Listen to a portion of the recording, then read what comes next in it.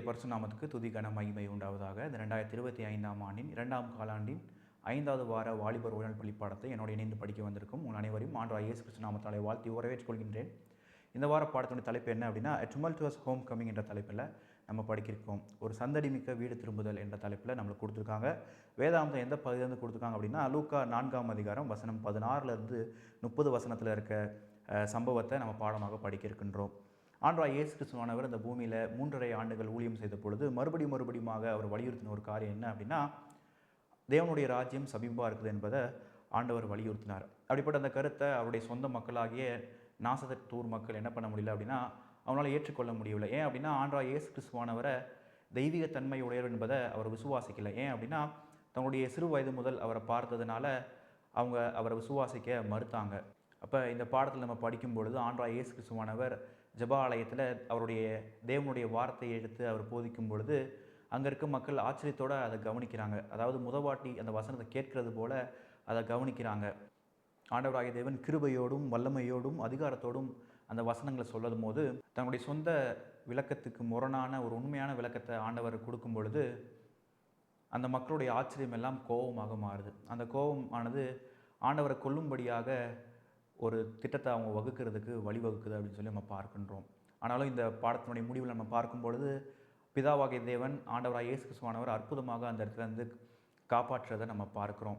Even though ஆண்டவராகிய இயேசு கிறிஸ்துவானவர் அனுமதிக்கிறாரு. அந்த கூட்டம் தன்னை மலை உச்சிக்கு கொண்டு போகிறதுக்கு ஆண்டவராகிய இயேசு கிறிஸ்துவானவர் அனுமதித்தாலும் ஆண்டவருடைய தேவதூதர்கள் அவரை மூடி அந்த இடத்துல இருந்து அவரை சேஃபாக வெளியே கொண்டு போகிறத நம்ம பார்ப்போம். அப்போ அந்த மக்கள் ஆண்டவராகிய இயேசு கிறிஸ்துவானவரை தேடுறாங்க. ஆனால் அவர் கண்டுபிடிக்க முடியல. ஏன் அப்படின்னா, அவங்க மத்தியிலேருந்து ஆண்டவர் அற்புதமாக பாதுகாக்கப்பட்டார் அப்படின்னு சொல்லி நம்ம பார்க்கின்றோம். அப்போ அந்த மக்கள் கண்டிப்பாக ஒரு குழப்பத்தில் இருந்திருப்பாங்க. அதை காட்டிலும் ஆண்டவராகிய இயேசு கிறிஸ்துவானவர் அந்த இடத்துல கண்டிப்பாக மிகவும் மன சஞ்சலப்பட்டிருப்பார். ஏன் அப்படின்னா, தன்னுடைய சொந்த மக்களுக்கான சத்தியத்தை அவர் எடுத்து வந்த பொழுதும் கூட அந்த மக்கள் அதை கேட்கறதுக்கு மனதில்லாததாக இருந்தாங்க அப்படின்னு சொல்லி நம்ம பார்ப்போம். இந்த வார பாடத்தை படிக்கிற ஒவ்வொரு சகோதர சகோதரியும் 3 காரியங்களை உற்று நோக்க வேண்டும். முதலாவது காரியம், நீங்கள் புரிந்து கொள்ள வேண்டிய தெரிந்து கொள்ள வேண்டிய ஒரு விஷயம் என்ன அப்படின்னா, மேசியாவை பற்றின தீர்க்க தரிசனம் எல்லாமே ஆண்டவராகிய இயேசு கிறிஸ்துவினால் பூர்த்தியாக்கப்பட்டிருக்குது. அதாவது எல்லா மேசியானிக் ப்ராஃபஸியும் ஆண்டவராகிய இயேசு கிறிஸ்துவினால் உறுதியாக்கப்பட்டிருக்குது அப்படின்னு சொல்லி நம்ம பார்க்குறோம். அப்படிப்பட்ட மேசியாவாகிய கிறிஸ்து என்ன செய்ய வந்தார் என்பதையும் நம்ம என்ன பண்ணோம் அப்படின்னா புரிந்து கொள்ள வேண்டும் இந்த பாடத்தின் மூலமாக. 2வதாக நீங்கள் உணர வேண்டிய ஒரு விஷயம் என்ன அப்படின்னா, மேசியாவுடைய சொந்த ஊர் மக்களே, சிறு வயதிலேருந்து அவரை பார்த்த மக்களே என்ன பண்ணலை அப்படின்னா அவரை நம்ப தயாராக இல்லை, அவரை ஏற்றுக்கொள்ளவில்லை என்று நம்ம பார்க்குறோம். அப்போ முதலாவது தேவனாகிய இயேசு கிறிஸ்துவானவர் தான் மேசியாவை பற்றின தீர்க்க தரிசனத்தினுடைய நிறைவேறுதல். அவர் என்ன செய்ய வந்தார் என்றதை புரிந்து அறிந்த நம்ம அவருடைய சொந்த மக்கள்னாலே புறக்கணிக்கப்பட்டார் என்பதை நம்ம உணர்ந்து நம்முடைய பதில் என்னவாக இருக்க வேணும், நம்முடைய ரெஸ்பான்ஸ் என்னவாக இருக்க வேணும் அப்படின்னா, இயேசுவையே நம்ம தேவனாக ஏற்றுக்கொள்வது தான் நித்தியத்திற்கான வழி என்பதை நம்பி நம்ம தீர்மானம் எடுக்க வேணும். இதுதான் நம்முடைய ரெஸ்பான்ஸ், நம்முடைய பதிலாக இருக்க வேண்டும். சரி, இந்த வார பாடத்தை விளக்கும் விதமாக ஒரு இல்லஸ்ட்ரேஷனை உங்களுக்கு பகிர்ந்து கொள்ள விரும்புகின்றேன். இத்தாலிய நாட்டை சேர்ந்த கணிதவியலாளர் மற்றும் வானவியலாளரான கலீலியோ பற்றி நம்ம அறிந்திருப்போம். அவர் தொலைநோக்கு கருவியை என்ன பண்ண அப்படின்னா மேம்படுத்தி பல ஆராய்ச்சிகளை மேற்கொண்டு ஒரு விஷயத்தை கண்டுபிடிக்கிறார், ஒரு கருத்தை முன்வைக்கிறார். அதாவது இந்த அண்டத்தில் இருக்க ஒவ்வொரு கோள்களும் சூரியனை சுற்றி வருது அப்படின்றத அவர் கண்டுபிடித்து முன்வைத்தார். பட் ஆனால் அந்த காலத்தில் அவர் வாழ்ந்த காலகட்டத்தில் இருந்த கத்தோலிக்க திருச்சபையானது பூமியை சுற்றி தான் மற்ற கிரகங்கள் சுற்றுது என்பதை நம்பினாங்க.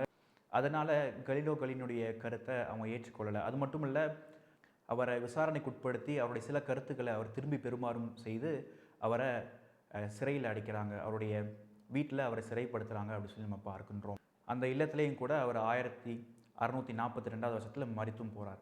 சரி, இப்போ இந்த காரியத்தை குறித்து நம்ம பார்த்தோம் அப்படின்னா, நம்ம பல தடவை வேதம் வாசிக்கிறத காதால் நம்ம கேட்குறோம். அப்படி கேட்கும்பொழுது அதை ரெஸ்பாண்ட் பண்ணும் விதமாக நம்ம ஆமைன்னு சொல்கிறோம், நம்ம தலையாட்டுறோம், சில நேரம் நம்ம மிக மகிழ்ச்சியாக கூட ஆகிறோம்.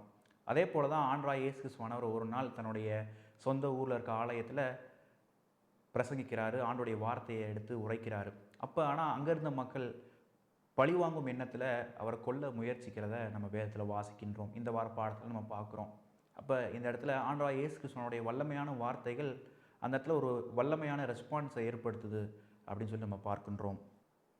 ஆண்டவராகிய இயேசு கிறிஸ்துவானவர் வாழ்ந்த காலகட்டத்தில் இந்த திருச்சபை மக்களுக்கும் அந்த தலைவர்களுக்கும் ஆண்டவராகிய தேவன் ஒரு புதிய வழியை காண்பிக்கணும் என்று முயற்சி செய்தார். அந்த கான்சிக்வன்ஸை ஆண்டவராகிய தேவன் இயேசு கிறிஸ்துவானவர் என்டியூர் பண்ணார் அப்படின்னு சொல்லி நம்ம பார்க்கணும். இப்போ அதே போல் எப்படி கலீலியோ கலிலி சூரியனை சுற்றி பூமி சுற்றுது, மற்ற கிரகங்கள் சுற்றுதுன்ற கருத்தை முன்வைக்கும்பொழுது கத்தோலிக்க திருச்சபையானது அவரை உபத்திரவப்படுத்துச்சோ, அதே போல் ஆண்டவராகிய இயேசு கிறிஸ்துவானவர் மேசியா, அவர் மெய்யான தேவகுமாரன் என்பதற்காக அவருக்கான விசுவாசத்தில் நின்று இன்னும் அதிகமாக நான் கஷ்டப்படுவதற்கு, நான் இன்னும் அதிகமாக துன்பப்படுவதற்கு ரெடியாக இருக்கேனா என்ற கேள்வியை நம்ம கேட்டு பார்க்கணும். விசேஷமாக இந்த லூக்கா எழுதின நற்செய்தியின் புத்தகத்தில் லூக்கா ஆக்சுவலாக ஆண்டவராகிய இயேசு கிறிஸ்துவானவரை ஒரு நண்பராக தான் மனித குலத்துக்கு இன்ட்ரடியூஸ் பண்ணுறாரு, அறிமுகப்படுத்துகிறாரு. பட் ஆனால் நம்ம இந்த வார பாடத்தில் படிக்கும்பொழுது அவருடைய சொந்த ஜனங்கள் என்ன பண்ணலை அப்படின்னா, அவரை ஒரு நண்பராக கூட அவருடைய ஊரில் வெல்கம் பண்ணலை, அவரை வரவேற்கலை அப்படின்னு சொல்லி நம்ம பார்க்கின்றோம். அவருடைய தாயார், அவருடைய சகோதர சகோதரி முன்பதாக கூட அந்த இடத்துல அவரை கொல்லுவதற்கு அவங்க வகை தேடுறாங்க, துணிந்தாங்க அப்படி சொல்லி நம்ம படிக்கிறோம். இப்போ அந்த நாளில் ஆண்டவராகிய இயேசு கிறிஸ்துவானவர் வழக்கத்தின்படி பயபக்தி நிமித்தமாக வேதாகமத்தை வாசிக்கிறார் நின்றுட்டு. அப்போ அவர் எந்த வசனத்தை வாசித்தார் அப்படின்னா, ஏசாயா 61ஆம் அதிகாரத்தில் இருக்க முதல் 2 வசனத்தை ஆண்டவராகிய இயேசு கிறிஸ்துவானவர் அந்த மக்கள் முன்னாடி வாசிக்கிறாரு. அப்படி அவர் வாசிக்கும் பொழுது குறிப்பாக இந்த 2ஆம் வசனத்தில் இருக்க பாதி பகுதியை அவர் வாசிக்கலை. அப்போ அந்த வசனம் எதை பற்றி பேசுது அப்படின்னா, வெஞ்சன்ஸ், அதாவது நீதியை சரிக்கட்டுதலை பற்றி பேசுது. அப்போ இந்த இஸ்ரேல் மக்கள், விசேஷமாக இந்த யூத மக்கள், நாசரேத் ஊரில் இருந்த மக்கள் என்ன நம்பினாங்க அப்படின்னா, என்ன ஒரு தவறான நம்பிக்கை இருந்தது அப்படின்னா, இந்த யூத மக்களுக்கு ரட்சிப்பு என்பது, சால்வேஷன் என்பது ஆட்டோமேட்டிக்காக கிடச்சிரும், தாங்கள் யூதராக இருக்கிறது நிமித்தமாக அவங்க ரட்சிக்கப்படுறாங்க என்று தவறான ஒரு நம்பிக்கை இந்த மக்கள் மத்தியில் இருந்தது. பட் ஆனால் வேதம் நம்மளுக்கு போதிக்கிற ஒரு காரியம் என்ன அப்படின்னா, ஒரு மனிதன் தன்னைத்தானே பர்சனலாக தனிப்பட்ட ரீதியில் ஆண்டவராக இயேசு கிறிஸ்துவை சமர்ப்பிக்கும் போது தான் அவனுக்கு ரட்சிப்பு நிச்சயமாகுது அப்படின்னு சொல்லி நம்ம வேதாகமத்தில் பார்க்கின்றோம். அதற்கப்புறமாக வழக்கத்தின் போல் ஆண்டவராக இயேசு கிறிஸ்துவானவர் அந்த இடத்துல மோசையின் ஆசனத்தில் உட்காந்து இந்த மக்கள் இடத்துல வாசித்த வசனத்திலிருந்து போதிக்க ஆரம்பிக்கிறார்.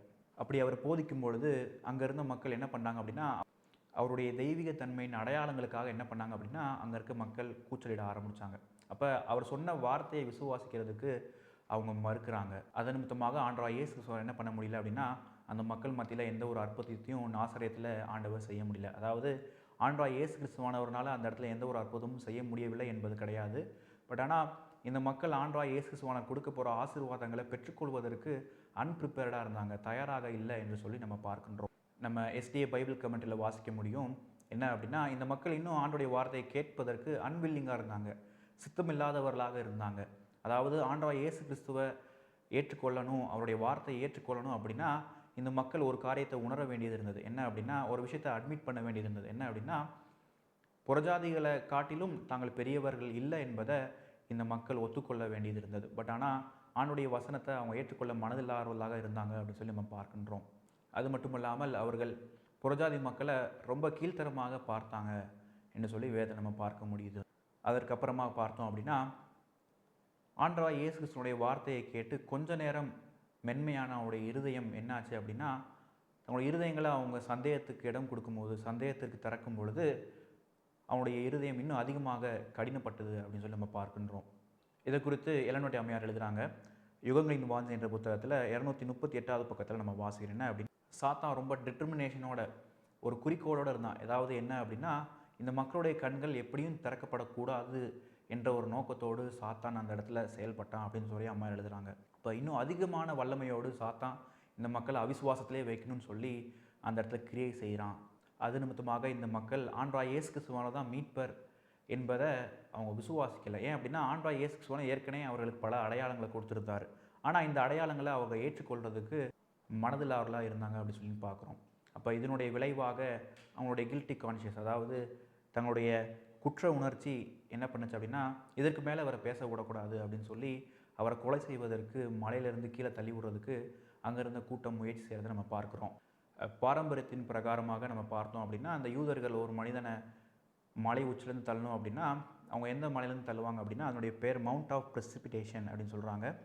இது எங்கே இருக்குது அப்படின்னா, ஆண்டவராகிய இயேசு கிறிஸ்துவானவர் இருந்த அந்த ஆலயத்திலிருந்து ஒரு ஓய்வு நாள் பிரயாண தூரத்தில் இருக்குது அப்படின்னு சொல்லி நம்ம பார்க்குறோம். பட் ஆனால் இந்த இடத்துல ஆண்டவராகிய இயேசு கிறிஸ்துவானவரை தள்ள அவங்க முயற்சிக்கிற இடம் என்ன அப்படின்னா, ஒரு பாறை, முக்கியமாக சொல்லணும் அப்படின்னா ஒரு சுண்ணாம்பு பாறை அப்படின்னு சொல்கிறாங்க.